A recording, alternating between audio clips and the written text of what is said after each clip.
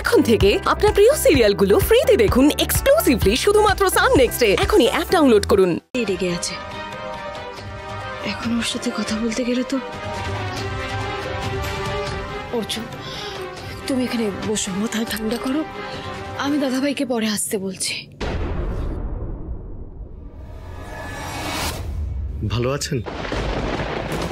কি করে ভালো থাকবো বলুন? আপনার বোন, সে কি আমাদের কাউকে ভালো থাকতে দিচ্ছে?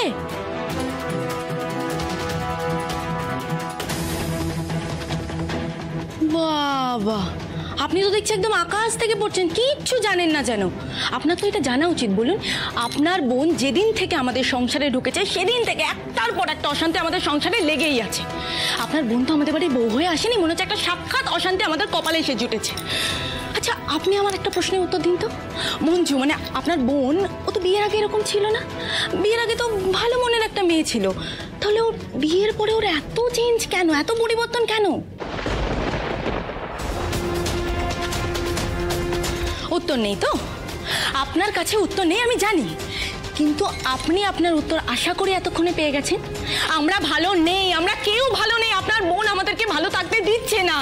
তো সুতরাং আপনি আপনার এই ন্যাকা ন্যাকা প্রশ্নগুলো করতে আসবেন না। দেখুন, আপনারা আমার বোনকে ভুল বুঝছেন। ও আপনাকে, আপনাদের সবাইকে ভীষণ ভালোবাসে। হয়তো আপনাদের দুজনের মধ্যে কোনো একটা ভুল বোঝাবুঝি হয়েছে, তাই। দাদাভাই, দাদাভাই এদিকে আয়, এদিকে আয়। দাঁড়া না বোন, আমাকে একটু ওনার সঙ্গে কথা বলতে দে, একটু বুঝিয়ে বলতে দে। দাঁড়া।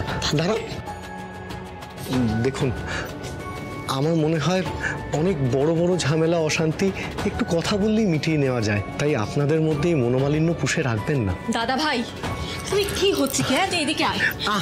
তুই আমায় একটু ছাড়, ওনাকে একটু বুঝিয়ে বলতে দে। উনি তোকে ভুল বুঝছেন বোন। দরকার নেই, আমি তোকে বলছি তুই ছাড়। আমায় একটু দেখুন।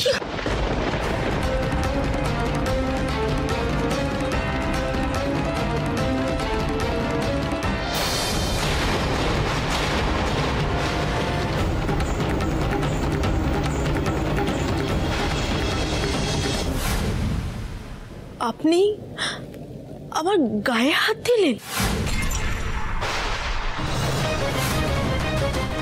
অসভ্য! আপনি এখনো আমাকে ওই চোখে দেখেন? আমার সন্তান আছে, আমার স্বামী আছে।